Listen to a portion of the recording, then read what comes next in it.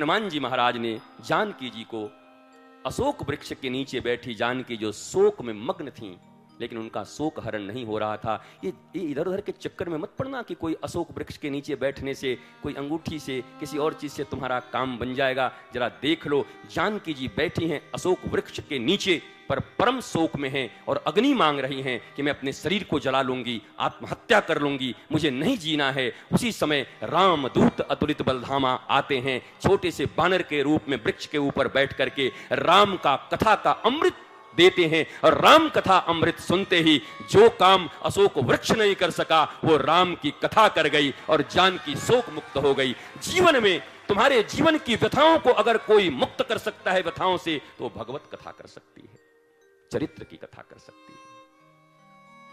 इसलिए कथा व्यथा का ही निराकरण है। कथा भी अगर व्यथा देने लगे तो समझ लेना प्रोसेस में कुछ गड़बड़ी हो रही है, कुछ गड़बड़ है। कथा तुमको व्यथा दे जाए, कथा तुमको दिवालिया बना जाए, कथा तुम्हारा घर उजाड़ दे, तो कुछ मामला गड़बड़ है। कथा प्रत्येक समय तुम्हारे जीवन की व्यथा को मिटाती है। इसलिए गोपी कहती है, तब कथामृतम तप्त जीवनम कवि भीरितम कलमसापहम श्रवण मंगलम श्रीमदाततम भुवि गुणंति ते भूरिदा जना। भगवान राम भी कहते हैं, माता सबरी प्रथम भक्ति संतन कर संगा, दीति रति मम कथा प्रसंगा, और तीसरा गुरुपद पंकज सेवा, तीसरी भक्ति अमान। गुरुपद पंकज की सेवा हो, पर शर्त यही है अमान, मान नहीं अमान। आप सबको बहुत बहुत नमन, वंदन और व्यासपीठ की ओर से मैं प्रणाम करता हूं।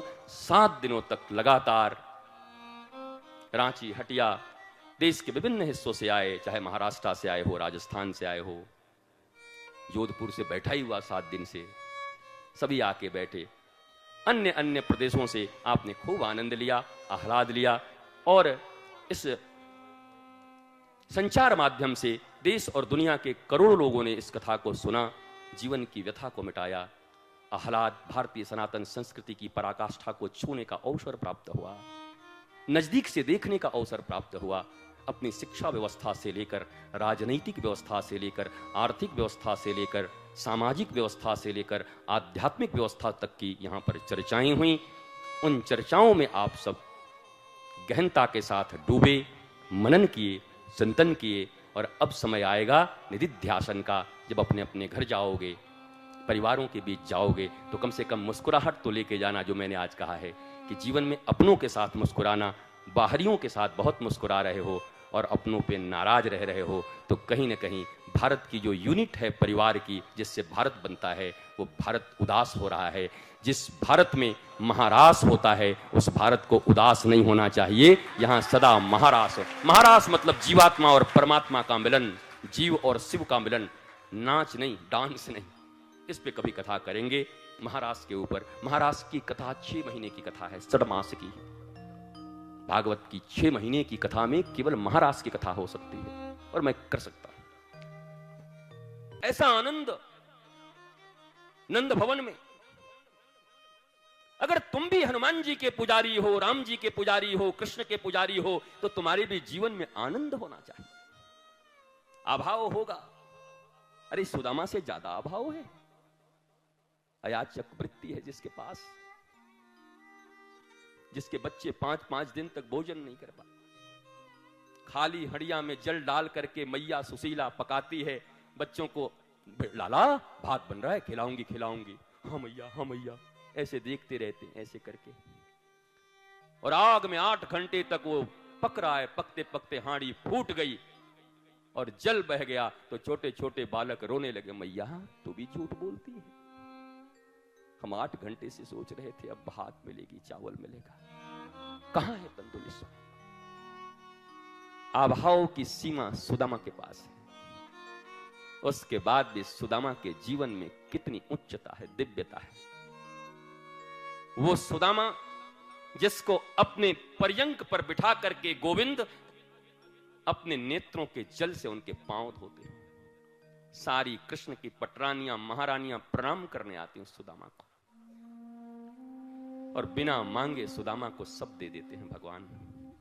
लेकिन सुदामा भी कैसे हैं, वापस आए तो लौट के वृक्ष के नीचे ही रह करके कृष्ण का भजन करते रहे, कभी उस महल में गए नहीं।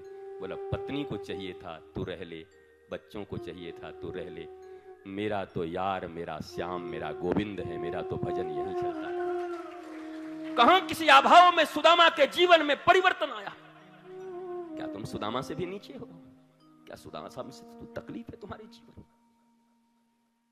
अभाव से नहीं, जीवन में गोविंद जब भी मिला है तो भाव से मिला है। अब तुम सोचो कि तुम्हारी जिंदगी में सदा अभाव रहती है या भाव रहता है? 24 घंटे ईश्वर के सामने, गुरु के सामने, माता पिता के सामने, संसार के सामने तुम अभावों की गिनतियां गिनते रहते हो। ये नहीं मिला, ये नहीं मिला, ये नहीं मिला, मेरे पास ये नहीं है, मेरे साथ ये हो गया, मेरे साथ दुनिया खराब हो गया, हमको कुछ नहीं मिला, हमारा बचपन बर्बाद हो गया, हमको आगे अभाव अभाव अभाव अभाव अभाव। भैया ईस्ट और वेस्ट, या तो पूरब या पश्चिम, या तो भाव होगा या अभाव होगा। और याद रखना कृष्ण सदा भाव से मिलते हैं, न प्रभाव से और न अभाव से। दुर्योधन को क्या कहा कृष्ण ने? 56 व्यंजन खा खा खा खा, भगवान ने कहा नहीं खाना। क्यों? भगवान ने कहा सुन दुर्योधन, मैं कृष्ण हूं, और दुनिया का कोई भी व्यक्ति दो ही अवस्था में कहीं खाना खाने जाता है, या तो अभाव में हो या प्रभाव में हो। भिखारी होगा तो गाली सुन के भी खा लेगा तुम्हारे पास, गाली दो, मोटा कहो, लेकिन बेचारे को इतना चाहिए ले लेगा। दूसरा प्रभाव, प्रभाव कैसा? का घर में पेट भरा हुआ है, उसके बाद भी मुख्यमंत्री के पास चले गए, मुख्यमंत्री की पत्नी ने एक लड्डू निकाल के दे दिया, और घर में अगर इतना छोटा सा एक पान का टुकड़ा भी पत्नी दे देती तो कहती पेट फाड़ देगी, मार देगी, चुड़ैल है, मैं खा के मर जाऊं, मेरा पेट भरा हुआ है। पर मुख्यमंत्री की पत्नी ने लड्डू निकाला, भैया लड्डू भाभी जी कैसे इनकार करेगा? प्रभाव है। भगवान ने कहा सुन दुर्योधन, इस दुनिया में लोग दो ही तरह से खाते हैं, या तो अभाव में खाते हैं या प्रभाव में खाते हैं। अब एक बात सुन ले, मैं लक्ष्मी का पति हूं, लक्ष्मी मेरे पांव दबाती है। जिस बाप बड़ा ना भैया सबसे बड़ा रुपया के पीछे सारी दुनिया भाग रही है, वो लक्ष्मी मेरे चरण दबाते रहती है, इसलिए मेरे पास किसी चीज का अभाव नहीं है। तूने अपने भाइयों की संपत्ति को लूट लिया है, तूने अपने परिवार के साथ गलत किया है, इसलिए तुम्हारा कोई प्रभाव मेरे ऊपर नहीं है। और मैं श्री कृष्ण हूं, न तो अभाव में खाता हूं न प्रभाव में खाता हूं, खाता हूं तो भक्त के भाव में खाता हूं। जा रहा हूं विदुरानी के पास केले के छिलके खाने। और गए भगवान, ना भाव में खाए ना प्रभाव में खाए, खाए तो भाव में खाए। तुम्हारी जिंदगी में अभाव है या तुम्हारी जिंदगी में प्रभाव है? अरे सुन ले भाई,